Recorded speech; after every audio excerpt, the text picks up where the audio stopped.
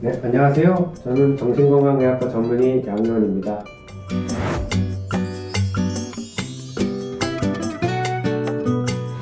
저에겐 초등학교 저학년 시절부터 친했던 친구가 있습니다. 가정 환경 때문에 가장 불안정했던 시기에 그 친구는 제 상태를 늘 살펴주고 억지로 저를 끌고 나가거나 어지러운 방을 함께 정리해줄 만큼 속 깊은 친구였습니다.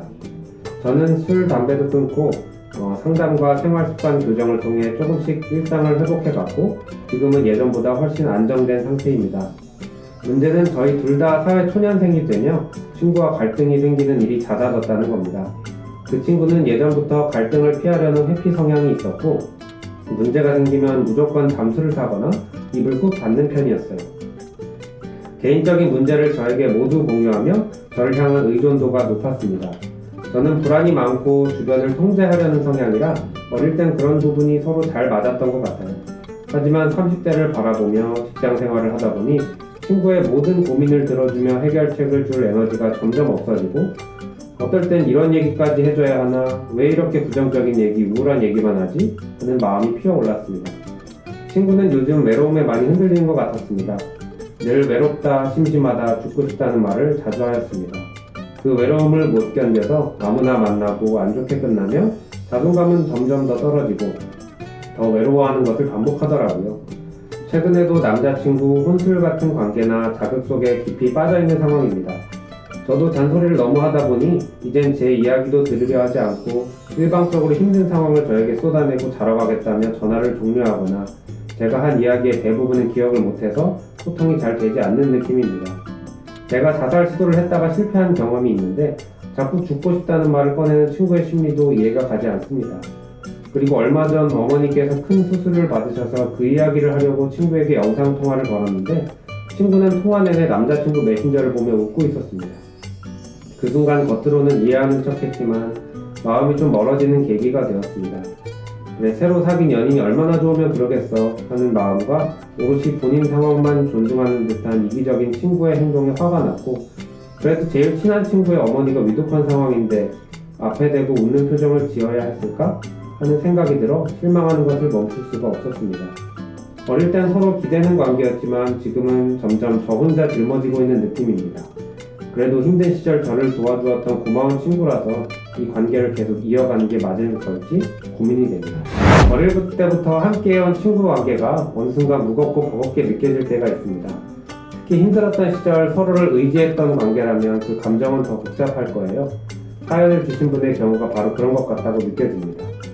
두 분의 관계는 단순한 우정이라기보다 서로의 생존을 도왔던 관계에 가까웠을 수 있습니다.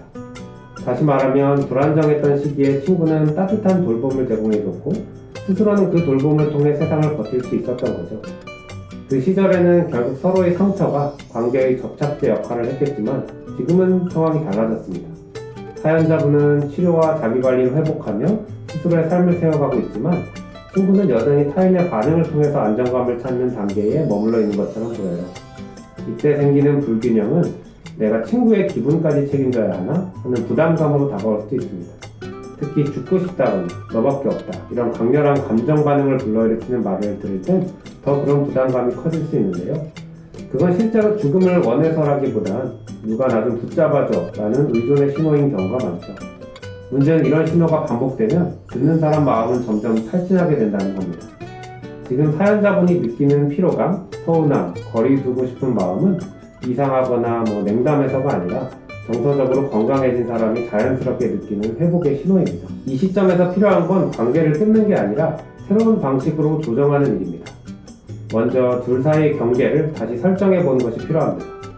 네가 힘들 때 언제든 도움을 주고 싶지만 요새는 내가 정서적으로 여유가 없어서 잠깐 행복할 시간을 갖고 싶어 이렇게 말을 한다고 했을 때 이 말은 결코 냉정한 게 아니라 관계를 지키는 진짜 배려가 될 수 있습니다.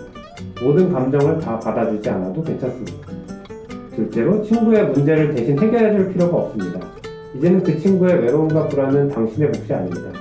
전문가의 도움을 받아보는 게 어때? 같은 제안은 책임을 떠넘기는 게 아니라 친구에게 정서적인 자립의 기회를 주는 의미 있는 권유가 될 수 있고 치료자가 아니라 동등한 친구로 남을 수 있게 도와주는 문장이 되겠습니다. 셋째로, 죄책감보다 현실적인 거리두기를 택하세요.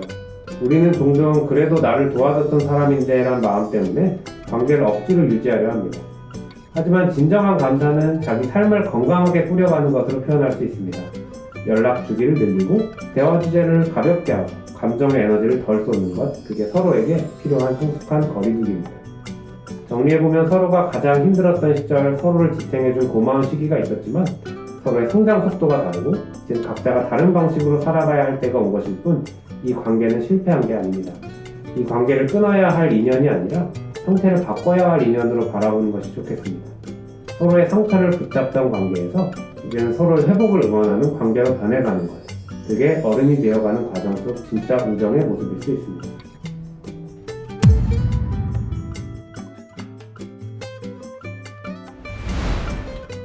저는 10살 남자아이를 키우고 있는 한 부모입니다. 아이가 5살 무렵 아빠와 헤어졌습니다.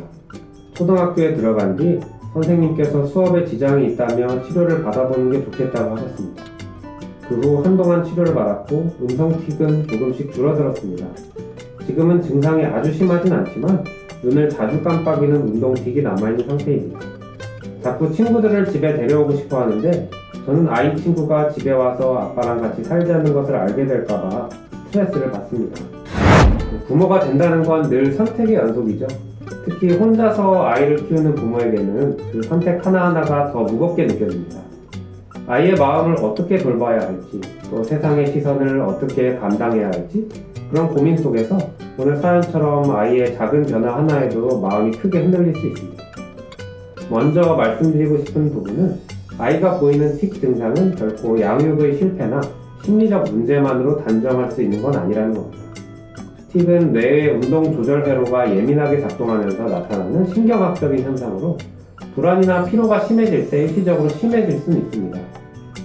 하지만 어떤 연유로 아버지와 헤어지게 되었는지 이 내용만으로 알 수 없지만 5살 무렵 부모의 분리와 가족의 큰 변화는 아이에게는 세상이 갑자기 달라진 경험으로 받아들여졌을 수 있습니다. 그 불안을 표현하기 어려울 때 아이는 몸을 통해 긴장을 해소하려 하고 지금 남아있는 눈 깜빡임 같은 운동틱은 그동안 아이가 겪어온 긴장감의 흔적일 가능성도 있습니다. 하지만 여기서 중요한 건 이 아이가 이미 치료를 통해 증상을 조절할 만큼 회복됐던 경험을 갖고 있다는 점이죠. 즉 아이는 회복 탄력성을 갖고 있고 충분히 자기 안의 균형을 찾아가고 있을 수 있습니다. 이러한 부분을 좀 말씀드리고 싶네요. 먼저 틱을 없애야 할 문제로 보지 말고 마음의 신호로 바라보세요. 아이가 피곤하거나 스트레스가 쌓일 때 잠시 심해질 수 있지만 그럴 때마다 그만 깜빡여 보다는 요즘 좀 긴장됐나 보다, 같이 쉬자, 이러한 반응이 훨씬 도움이 될 수 있습니다. 아이에게 내 몸을 탓하지 않아도 된다는 메시지를 주는 것이 치료의 시작입니다. 두 번째로 가족의 형태를 숨겨야 하는 비밀로 만들 필요가 없습니다. 한부모 가정이란 사실보다 그 사실을 어떻게 받아들이느냐가 아이의 자존감을 결정합니다. 아이에게 우리 집은 엄마와 나 둘이지만 그게 잘못된 건 아니야, 그렇게 자연스럽게 알려주는 것이 중요하겠죠. 친구들이 놀러오고 싶어 할 때 우리 집은 조금 작지만 재밌게 놀 수 있어, 우린 둘이라서 더 가까워, 이런 말로 가족의 이야기를 편안하게 전달해주세요. 아이에게는 숨길 이유가 없는 집이 곧 안전한 집입니다. 마지막으로 아이와의 정서적 연결을 강화해보세요. 매일 짧은 시간이라도 오늘 있었던 일 중 제일 좋았던 순간이 뭐였어? 이렇게 대화를 이어가 보세요. 이런 작은 루틴이 아이에게 엄마는 내 편이야 라는 확신을 줍니다.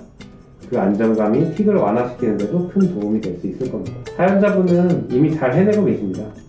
아이가 치료를 받으며 일상을 유지하고 있다는 것 자체가 이미 안정된 양육 환경을 만들어 왔다는 증거입니다. 가족의 형태보다 더 중요한 건 그 안의 감정의 온도입니다. 아이가 우리 집은 따뜻한 집이야 라고 느낄 수 있다면 그게 바로 최고의 보호이자 치료가 될 수 있을 것 같습니다. 부족해서가 아니라 있는 그대로의 우리로도 충분하다는 확신, 그게 아이의 마음을 가장 단단하게 만들어줄 것입니다.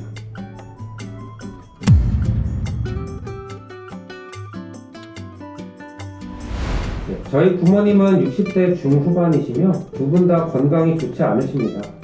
어머니는 조현병과 치매 초기 증상을 앓고 계셔서 관련 약물을 복용 중입니다.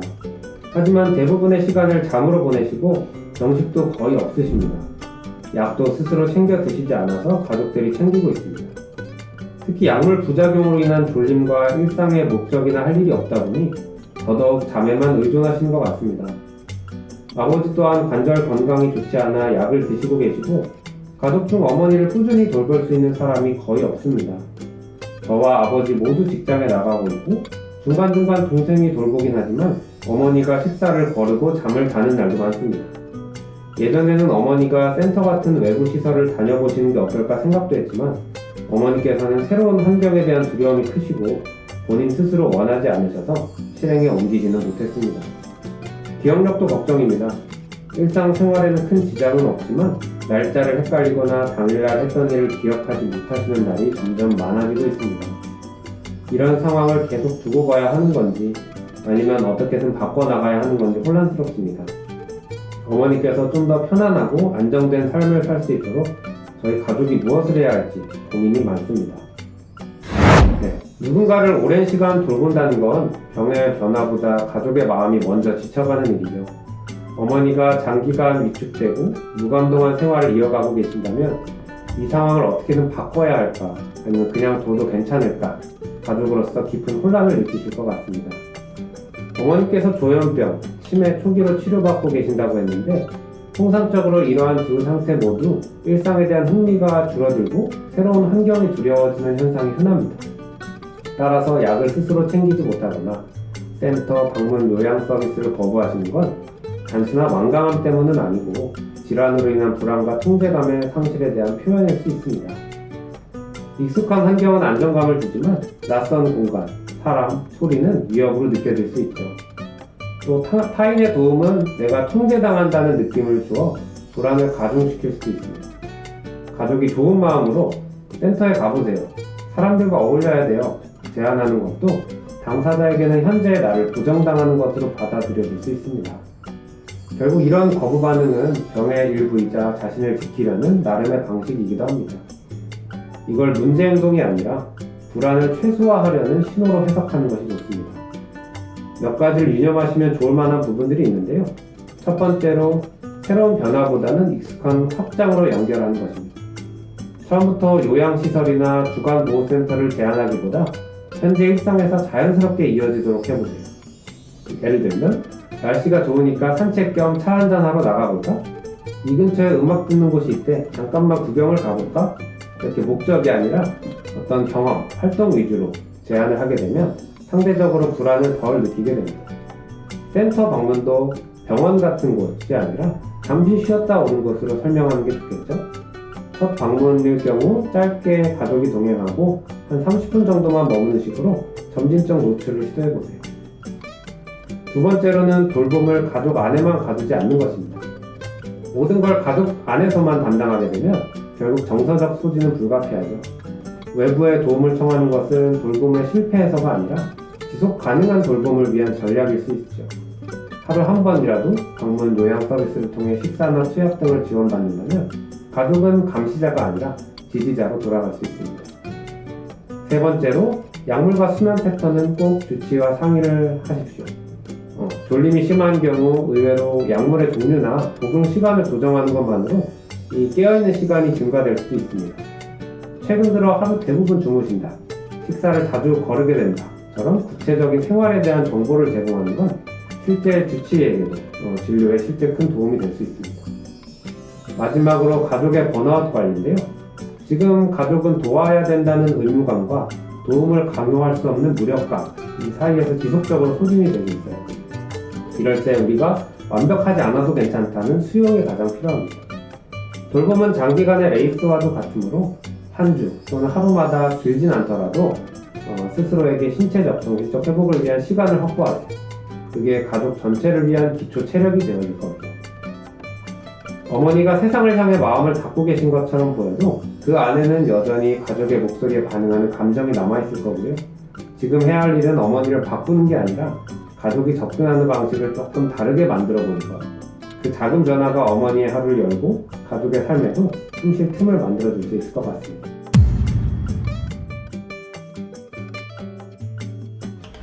네, 어느덧 벌써 마지막 회차가 되었는데요.